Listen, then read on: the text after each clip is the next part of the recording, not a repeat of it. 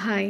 இன்னைக்கு கொஞ்சம் டிஃப்ரெண்ட்டாக வீட்டு வேலை செஞ்சு ரொம்ப டிப்ரெஸ்டாக இருக்கவங்களுக்காக வீடியோஸ் பார்க்கலாமா? வாங்க பார்க்கலாம்.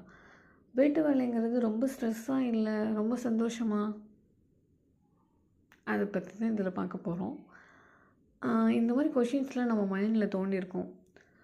நம்ம பிறந்ததே இந்த வீட்டை சுத்தம் பண்ணுறதுக்காக தானா? இந்த வீட்டு வேலைக்கெலாம் ஒரு எண்டே கிடையாதா? இன்றைக்கி சமைச்சா நாளைக்கு மறுபடியும் சமைக்கணுமா? இந்த மாதிரிலாம் தோணியிருக்கும். இந்த வீடியோ பார்த்துட்டு உங்களோட மைண்டு ஃபுல் பாசிட்டிவ் ஆகிடும்னு நினைக்கிறேன். வேலை செய்கிறப்போ கொஞ்சம் சிரித்து ரசித்து செய்யுங்க. கஷ்டப்பட்டு செஞ்சிங்கன்னா அந்த வேலை இன்னும் கஷ்டமாயிடும்.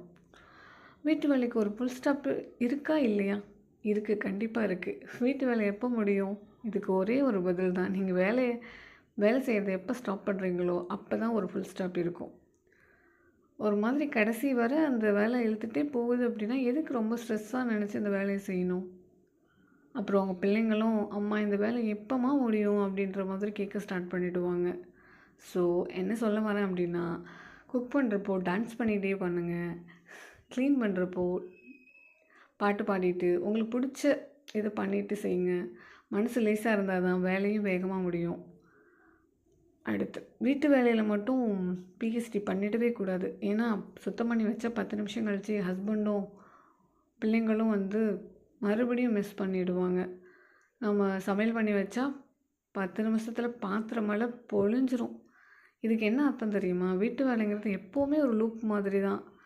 இதை என்ஜாய் பண்ணி பண்ணுங்கள்.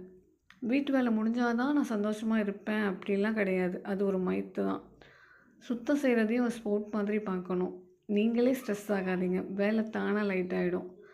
நீங்களும் ஒரு பாஸ் தான். சரி, இவ்வளோ வேலைலாம் நம்ம ஒத்துக்கிட்டோம். ஆனால் நான் ஏன் எல்லாருக்கும் நம்ம மட்டும்தான் பண்ணணும் அப்படின்ற மாதிரி நினைக்கிறாங்க? இதுக்கு ஒரே ஒரு சொல்யூஷன் தான். வேலை எல்லாருக்கும் ஸ்ப்ளிட் பண்ணி கொடுங்க. உங்கள் ஹஸ்பண்ட், உங்கள் குழந்தைங்க எல்லாத்துக்கும் ஒவ்வொரு பொறுப்பு கொடுத்துருங்க. பசங்களுக்கு வீட்டு வேலை கொடுக்குறீங்க அப்படின்னா பாக்கெட் மணி கொடுத்து உங்கள் சைடு அவங்கள கரெக்ட் பண்ணிக்கோங்க. அப்போனா நீங்கள் என்ன சொல்கிறீங்களோ அது எல்லாமே கேட்பாங்க. நீங்கள் வந்து சூப்பர் உமன்லாம் கிடையாது. Everybody must help. வேலை மட்டும் இல்லை, கொஞ்சம் சந்தோஷத்துக்காகவும் நேரத்தை ஒதுக்குங்க. குக்கிங்கிறது ஒரு பனிஷ்மெண்ட்டா? சமைச்சா முடிஞ்சு போயிடும்னு நினச்சா எல்லோரும் ரீஃபில் பண்ணிவிடுவாங்க. என்ன சமைக்கணும்? இந்த ஒரு கேள்விக்கே நமக்கு ஒரு ஆன்சர் ஷீட் தேவை. இதுக்கு ஒரே ஒரு சொல்யூஷன் என்னென்னா, வாரத்துக்கு ஒரு முறை வந்து ஒரு மெனு பிளான் பண்ணிவிடுங்க. சாட்டர்டே, மண்டே இந்த மாதிரி ஒவ்வொரு நாளைக்கு இதெல்லாம் சமைக்கணும் அப்படின்ற மாதிரி.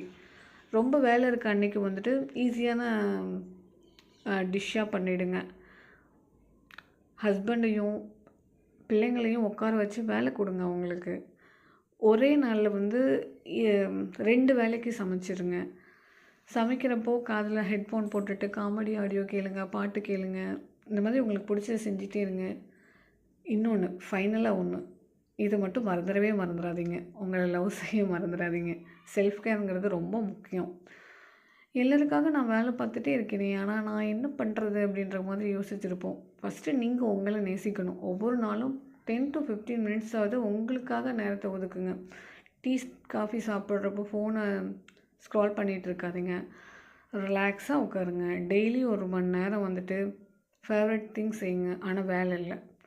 நீங்கள் ஹாப்பியாக இருந்தால் தான் உங்கள் வீட்டையும் ஹாப்பியாக இருக்க முடியும். செல்ஃப் கேர் நல்லா பண்ணுங்கள். ஏன்னா நீங்கள் தான் உங்களுக்கு ஃபஸ்ட்டு. வீட்டு வேலைக்கு ஃபுல் ஸ்டாப்பே இல்லை, ஆனால் டென்ஷனுக்கு ஃபுல் ஸ்டாப் இருக்குது. நம்ம கையில் தான். வேலையை என்ஜாய் பண்ணி பண்ணுங்கள்.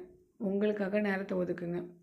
இந்த வீடியோ பிடிச்சிருந்துச்சு அப்படின்னா நீங்கள் எந்த மாதிரிலாம் ரிலாக்ஸ் பண்ணுவீங்க அப்படின்னு சொல்லிட்டு கமெண்ட் செக்ஷனில் வந்து கமெண்ட் பண்ணுங்கள். தேங்க்யூ.